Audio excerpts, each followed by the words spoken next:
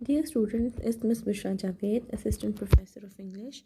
Today we are going to study speaking skills. What is speaking skill? Speaking skill is an act of making vocal sounds. It is an ability to make meaningful sounds using your vocal organs.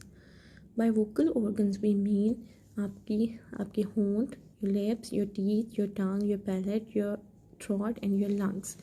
जितनी भी organ speaking के अंदर involve होते हैं उनको हम vocal organs कहते हैं.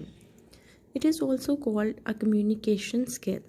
कम्युनिकेशन स्किल इसको इसलिए भी कहा जाता है क्योंकि स्पीकिंग ही ऐसा मीडियम है जिससे हम अपनी बात जो है वो दूसरे को कन्वे कर सकते हैं. Like every other skill, speaking also involves a process जिसमें सबसे पहले है कॉन्सेप्चुलाइजेशन. मतलब कि आप जो भी बात करते हैं उसमें आप सबसे पहले सोचते हैं. Thought process. The first step to speaking is to think and the first step to perfect speaking is to think positive. यानी हम जो भी बात करेंगे उसको हम जितना अच्छा सुनेंगे उतना ही अच्छा हम उसको कन्वे कर सकते हैं. Number 2 is formulation. जो भी आपका थॉट प्रोसेस है, जो बात भी आपने सोची हुई है उसको रिप्रेजेंट करने के लिए, बोलने के लिए आपको सूटेबल वर्ड्स चाहिए, सेंटेंसेस चाहिए, फ्रेजेस चाहिए, क्लॉजेस चाहिए, जिससे आप अपनी बात जो है, वोकेबलरी चाहिए जिससे आप अपनी बात जो है वो अच्छे तरीके से मीनिंगफुल वे में कन्वे कर सकें. इसके बाद है articulation. By articulation I mean कि आप इन सारे वर्ड्स को यू विल प्रोनाउंस होगा कि when he is able to think positive and think better he would be able to speak correctly then write correctly. जितना वो अच्छा सुनेगा उतना ही अच्छी बातें जो हैं वो आगे प्रोड्यूस कर सकता है. ठीक है. Number 2 is social importance. हम सारे we all are social animals और हम लोग जब भी आपस में एक दूसरे से कम्युनिकेट करते हैं we have this spoken words. यही हमारा मीडियम है जिसके ज़रिए हम आपस में एक दूसरे की इमोशंस, फीलिंग्स शेयर करते हैं. तो speech is the medium. Speech वो ज़रिया है जिसके ज़रिए हम आपस में एक दूसरे से बात करते हैं. Number 3 communication importance. Communication importance इसकी क्या है कि हम जब भी अपने फ्रेंड्स के साथ, अपने दोस्तों के साथ या अपने रिलेटिव्स के साथ बात कर रहे होते हैं तो हमारा जो थॉट प्रोसेस है उसको वर्ड्स में कन्वे करने के बाद यही एक मीडियम है जिससे हम अपने फ्रेंड्स के साथ कम्युनिकेट करते हैं, उनसे बात करते हैं. Not only in the home, not only in the college या not in the office but worldwide. हमने जहाँ पे भी जिधर भी अपना मैसेज या अपनी बात कन्वे करनी होगी वी हैव टू स्पीक. उसके बाद है economical importance. By economical I mean here कि जब भी हमने बात करनी होती है it is not possible for us to write each and every word every time. हर दफ़ा ये ज़रूरी नहीं होता या ये पॉसिबल भी नहीं होता कि हमने जो बात करनी है हम उसको लिख के करें. ठीक है. तो यही बात है कि जब हम बात करेंगे व्हेन वी कम्युनिकेट हमने सिर्फ बोलना है. बोलने से हमारी बात जो है वो अगले बंदे तक कन्वे हो जाती है. इसीलिए हम इसको कहते हैं कि ये एक इकोनॉमिकल यानी कि हम एक ऐसी हैंडी चीज़ है जिसको हम कर सकते हैं. अब है जी essential steps for improving speaking skills. अब हमने कहा कि कुछ ऐसे स्टेप्स हैं before speaking we should know what the basic components for speaking effectively are. सबसे पहले है being an active listener. The key ingredient towards making you a person who can think on the spot and respond intelligently is to be an active listener. अच्छा speaker बनने के लिए एक अच्छा listener होना बहुत ज़रूरी है. This means listening carefully and giving your full attention to the words, tone, emotion and logic behind what the other is saying. दूसरों की बात जितना हम वर्ड से सुनेंगे उतना ही हम उसको अच्छा एवेल्युएट कर सकते हैं और उतना ही अच्छा हम उसको रिप्रोड्यूस कर सकेंगे. Be a quick organiser of the thoughts. हम में से हर एक के अंदर एबिलिटी होती है टू थिंक फास्ट.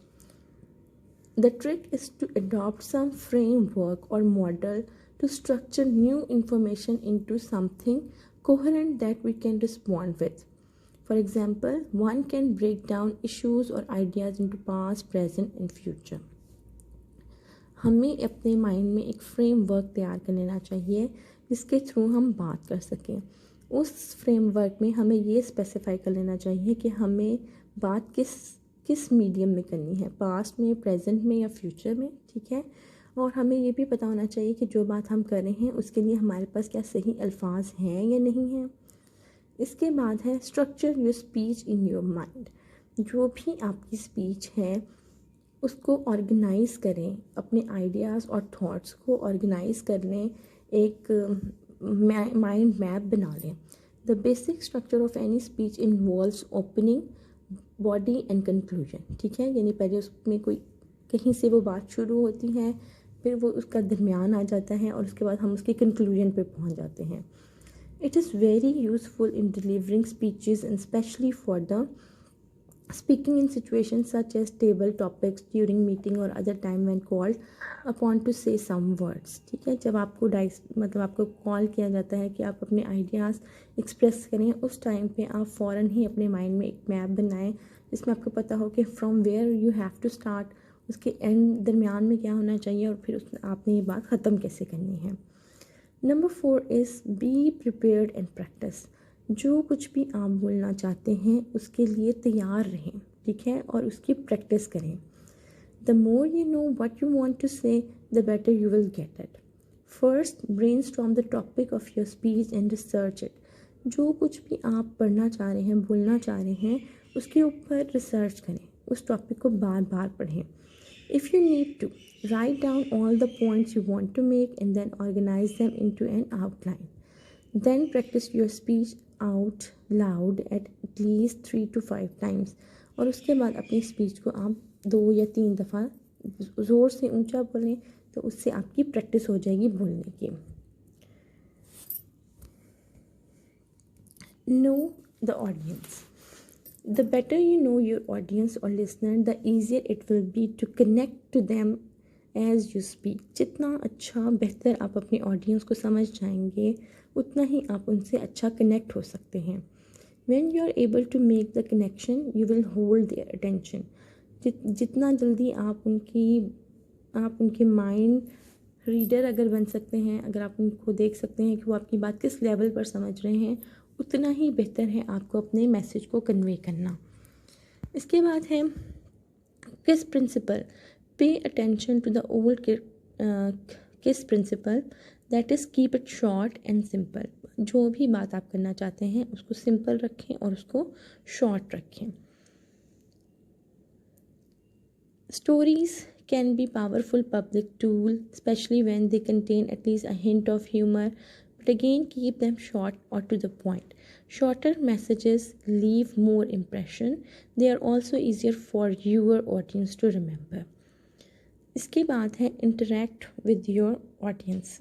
Interact का मतलब है कि आप उनके साथ एक ताल्लुक बना के रखें. Lectures will rarely have the same impact on an audience that an open discussion will. जब हम किसी से सिर्फ बात करते हैं तो और उसका फीडबैक नहीं ले रहे होते या हम उनको जज नहीं कर पा रहे होते तो उसका इतना इम्पैक्ट नहीं होता. Look for the opportunities to involve your audience in what you are speaking about. जो कोई बात भी आप अपनी ऑडियंस के साथ शेयर कर रहे हैं, बीच में मौका ढूंढें कि आप उनसे इंक्वायर कर सकें, फीडबैक ले सकें जो कुछ भी आप बता रहे हैं. Ask for validation points you are making. जैसे आप उनसे पूछ सकते हैं कि am I right, has that ever happen to you. कि जो कोई भी बात मैं कर रहा हूँ क्या मैं सही कह रहा हूँ, आपका क्या ख्याल है, आप बताइए. और अलाउ टाइम फॉर क्वेश्चन, या फिर एंड पे आप उनके साथ क्वेश्चन आंसर सेशन रख सकते हैं. Also make sure to establish eye contact with your audience and keep it throughout your speech. उनके साथ आई कॉन्टैक्ट रखें ताकि उनको पता हो कि उन्हीं से बात की जा रही है. ठीक है. अपनी पूरी स्पीच के दौरान. इसके बाद है speak with sincerity and passion. जो बात भी आप कर रहे हैं उसके लिए आपका सिंसेयर होना और पैशनेट होना ज़रूरी है. When a person wants to leave a lasting impression with the audience about one's topic, Then be sure that you are true to yourself and your topic as you speak. Don't be afraid to inject enthusiasm and passion into the speech as well. This is the thing which we noticed during the speeches. जब speech और debate competition हो रहे होते हैं तो उसमें जब हमारा स्पीकर है वो जितने पैशन से, जितना लाउड होकर, जितनी उसकी टोन जो है वो एनर्जेटिक होती है, उतना ही हमें उसे सुनने में मज़ा आ रहा होता है. इसलिए हमें अपनी स्पीच को एक तो ट्रू रखना चाहिए, उसमें सिंसेरिटी होनी चाहिए, और दूसरा उसमें पैशन होना चाहिए.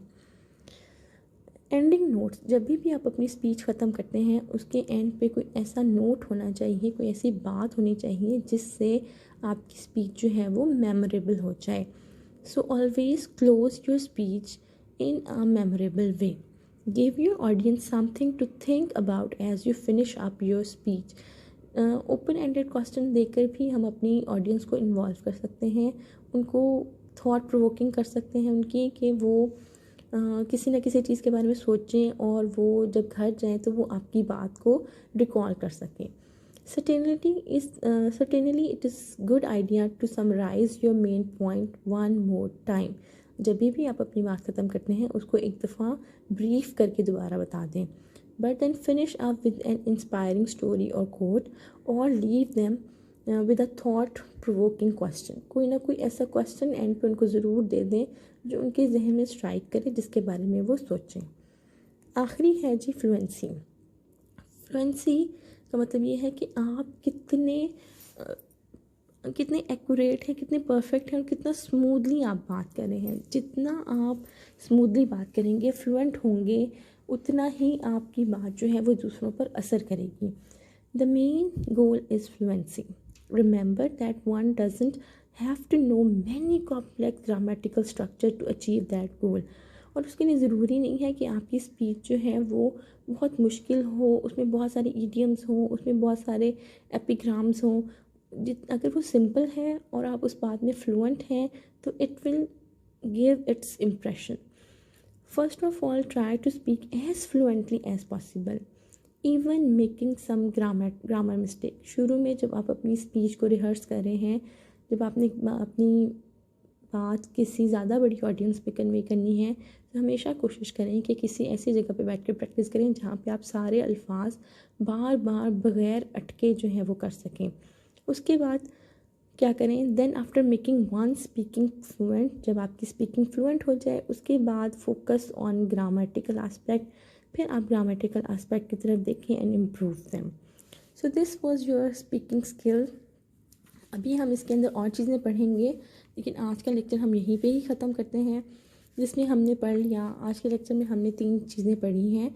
एक कि स्पीकिंग होती क्या है, दूसरा स्पीकिंग का प्रोसेस क्या है, और तीसरा ये कि एसेंशियल स्टेप्स क्या हैं जिसके साथ हम अपनी इंग्लिश इम्प्रूव कर सकते हैं, अपनी स्पीकिंग स्किल्स जो हैं वो इम्प्रूव कर सकते हैं.